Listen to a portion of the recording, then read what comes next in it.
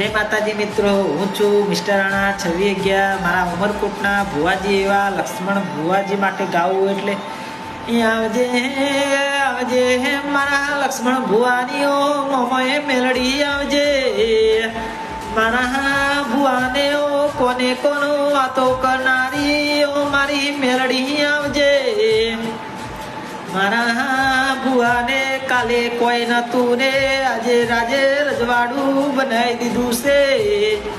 આજે મારા ભુવાને ઉમરકોટમાં મારી મેલડી તે ડંકો વગાડ્યો છે।